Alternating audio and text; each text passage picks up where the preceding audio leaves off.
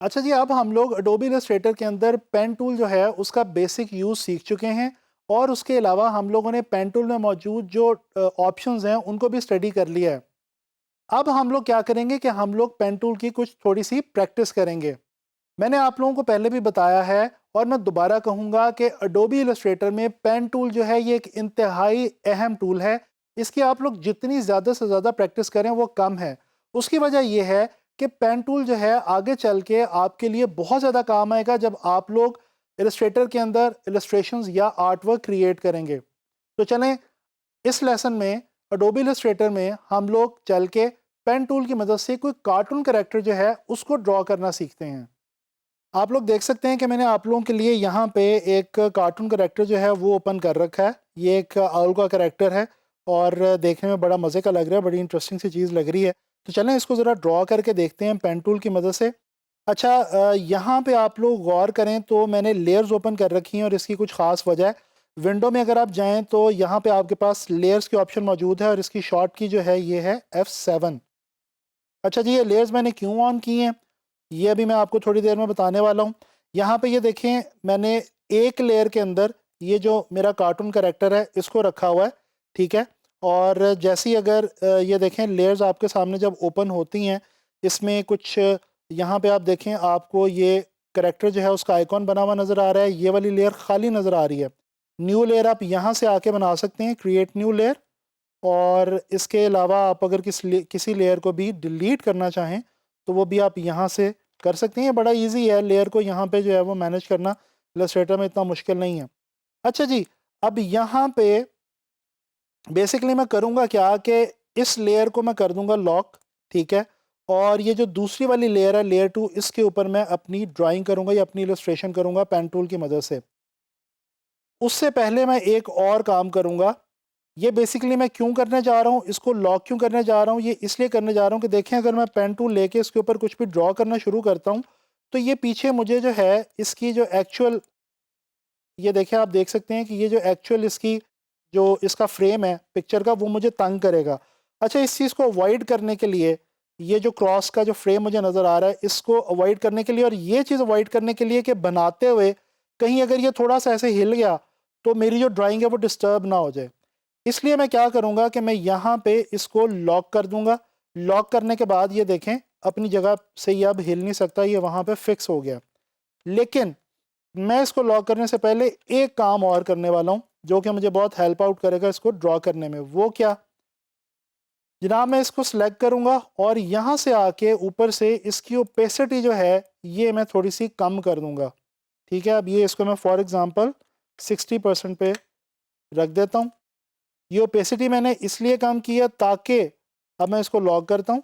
ये ओपेसिटी मैंने इसलिए कम की है ताकि जब मैं इसके ऊपर कोई भी स्ट्रोक लगाने की कोशिश करूँ तो मुझे कोई मसला ना आए। अब इसको मैं फॉर एग्ज़ाम्पल रेड कलर का स्ट्रोक जो है वो मैं ले लेता हूँ पेन टूल से और जनाब अली अब हम इसके ऊपर ड्रॉ करते हैं। अच्छा, एक और बात यहाँ पे याद रखें, ये देखें ये मेरा साइन जो है ये पेन टूल का नहीं आ रहा। ये क्यों नहीं आ रहा? क्योंकि मेरी लेयर जिसके ऊपर मैं इस वक्त हूँ वो तो ऑलरेडी लॉक है, तो इसके ऊपर तो पेन टूल चलेगा ही नहीं। लिहाजा मुझे अब नेक्स्ट लेयर पे जो अनलॉक है उस पर क्लिक करना पड़ेगा सो दैट जो पेन टूल है वो मेरा वर्किंग में आ जाए। अच्छा जी, अब मैं इसको जूम करता हूँ। फिलहाल मैं इसको सेंटर से जो है वो ड्रॉ करने वाला हूँ क्योंकि ये एक थोड़ी सी सिमेट्रिकल सी शेप है, तो बाद में मैं इसको जो है वो रिफ्लेक्ट भी कर सकता हूँ। बहरहाल अभी हम इसको ड्रॉ कर रहे हैं। अच्छा, यहाँ पे ये चीज़ गौर से देखते जाएं कि ये जो कर्व है ये मैं किस तरह से ड्रॉ कर रहा हूँ। ये देखिए यहाँ पे एक मेरे पास ऑप्शन है कि फॉर एग्ज़ाम्पल मैं यहाँ पे इसको कर्व को ड्रॉ करने लगा हूँ। अब यहाँ पे अगर मैं ऑल्ट होल्ड कर लूँ तो ये देखें मेरा ये जो हैंडल है, एक ये पीछे वाला हैंडल जो पहले भी मैंने आपको बताया था और एक ये आगे वाला हैंडल है, ये मेरे कंट्रोल में आ जाएगा। अब मैं या तो इसको यहाँ पे लाके ख़त्म कर सकता हूँ, एक तो मेरे पास ये ऑप्शन है, या मैं आगे जहाँ भी मूव करना चाहता हूँ मैं उस डायरेक्शन में इसको रख सकता हूँ। ये जो आगे वाला हैंडल है ये बेसिकली काम आता है हमारी ड्राइंग को डायरेक्शन देने के। तो ये ऑप्शनल है, आप इसको यूज़ कर भी सकते हैं और अगर चाहें तो आप ना करें बेशक। और ये जैसे कि मैंने पहले बताया था, ऑल्ट से अगर आके मैं यहाँ पे इसको क्लिक करूँ तो ये जो मेरी शेप है ये मैं चेंज कर सकता हूँ किसी भी टाइम पे, तो लिहाजा ये इस तरह से हम इसको लेके चलेंगे। अच्छा, इवन कि आपको यहाँ पे लगे कि आपका ये जो पॉइंट है ये ठीक नहीं है, तो इसको भी आप आके डायरेक्ट सिलेक्शन टूल की मदद से जो है वो आप इसको चेंज कर सकते हैं, इसकी पोजीशन जो है उसको आप चेंज कर सकते हैं। बल्कि ये इसको मैं थोड़ा सा अनडू करके दोबारा लेके आता हूँ, ताकि ये थोड़ा सा मेरा जो फ्लो है मेरी कर्व का वो बड़ा मज़े का आ जाए। ये लें जी। अच्छा जी, अब इस तरह से आप लोग कर्व जो है वो किसी भी शेप के इर्द गिर्द जो है वो बड़ी आसानी के साथ ड्रॉ कर सकते हैं। अब ये देखें यहाँ पे ये हैंडल मेरे काम आएगा। अब यहाँ पे मुझे आगे यहाँ मूव नहीं करना, मैं यहाँ पे जाना चाह रहा हूँ अंदर की तरफ, तो मैं क्या करूँगा, इसका मुंह जो है वो मैं हैंडल का यहाँ पे रख दूँगा। ठीक है जी। और इस तरह से मैं कर्व जो है उसको ड्रॉ करता चला जाऊँगा।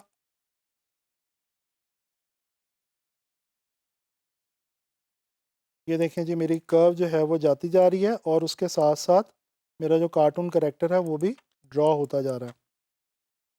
अब ये देखिए, जब आप किसी करेक्टर को, ये मैं बेसिकली ट्रेसिंग आपको सिखा भी इसीलिए रहा हूँ ताकि आपको थोड़ी सी सेंस मिल जाए कि जब आप किसी करेक्टर को ट्रेस करेंगे या किसी भी चीज़ को ड्रॉ करेंगे, तो यहाँ पे आपको स्ट्रेट लाइन और कर्व दोनों को साथ लेके चलना पड़ेगा। आप देख रहे हैं यहाँ पे कहीं कहीं पे कर्व आ रही है, कहीं पे स्ट्रेट लाइन आ रही है, तो आपको बेसिकली इस तरह से जो है वो दोनों चीज़ों को साथ लेके चलना पड़ेगा।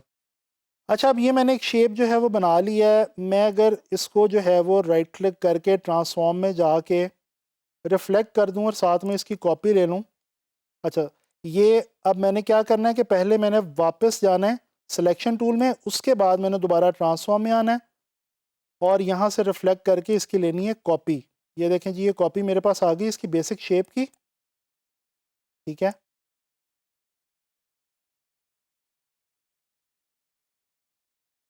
इसको जो है अगर मैं यहाँ पे रखूँ तो ये, अच्छा नहीं, ये थोड़ा सा यहाँ पे इशू ये आ रहा है कि इसकी जो लेफ़्ट साइड है वो थोड़ी सी सिमेट्रिकल उतनी नहीं है।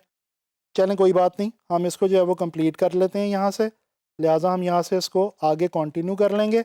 ये भी आपको पता चल गया कि बज़ाहिर कुछ शेप्स जो हैं वो हो सकता है आपको सिमेट्रिकल लग रही हो, लेकिन उनमें थोड़ा सा फ़र्क हो सकता है। तो कोशिश करें कि अगर तो आप उसको कंप्लीट वैसे ही पेन टूल से ड्रॉ कर सकते हैं तो वैसे ही कर लें यार। उसका फ़ायदा ये होगा कि आपकी जो शेप है वो बड़ी स्मूथ आ जाएगी। अदरवाइज़ जो है वो आपकी शेप के डिस्टर्ब होने के चांसेस जो हैं वो रह सकते हैं। तो ये लें, कोई मसला नहीं है, इसको हम दोबारा यहाँ से आके इसको कंप्लीट कर लेते हैं। ये देखें जी, थोड़ी सी रह गई है हमारी ये शेप। तो ये मैं कर्व के साथ साथ जो है वो चलता जा रहा हूँ। आपने बेसिकली ट्रेसिंग करते हुए क्या करना है कि आपने जो शेप है उसके आपने साथ साथ चलना है और उसको आपने बेसिकली फॉलो करते जाना है।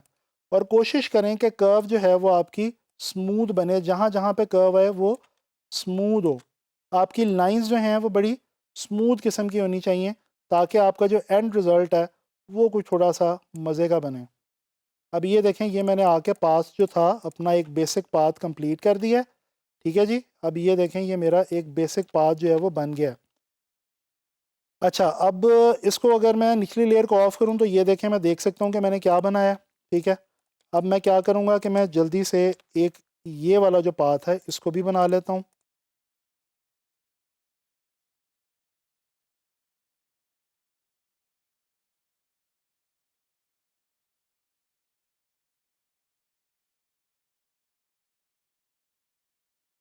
ये जो हमारा कोई भी कर्व है या कोई भी स्ट्रेट लाइन है, इसको आपने कोशिश करनी है अच्छे तरीके से ड्रॉ करें। और उसके अलावा ये आपने यहाँ पे एक और चीज़ का जो बहुत ख्याल रखना है और जो आपको बड़ी हेल्प आउट करने वाली है, वो ये है कि देखें, आपने शेप को ड्रॉ करते हुए या ट्रेस करते हुए उसको खुद से एनालाइज करना है। उसको देखना है कि आप कहाँ पे शेप ऐसी है जो एक जैसी है, दोनों साइडों से आप उसको रिफ्लेक्ट कर सकते हैं तो रिफ्लेक्ट कर लें।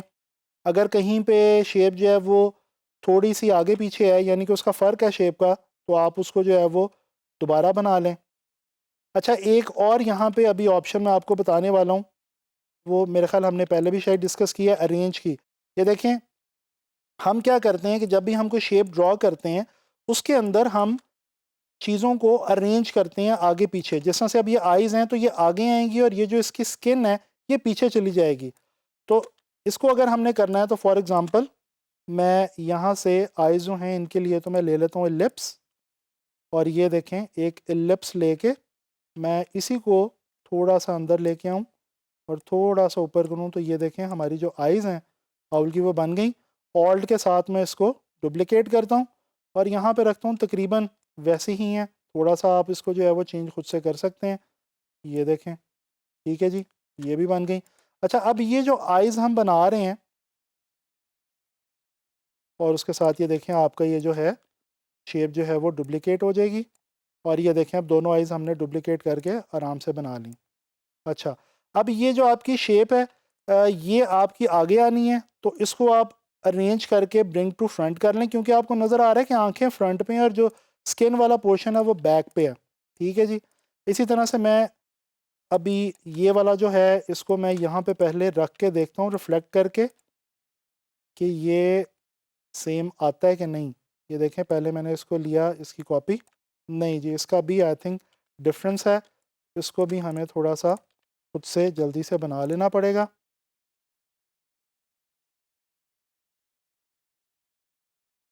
ये लें जी, इसको हम कंप्लीट कर लेते हैं।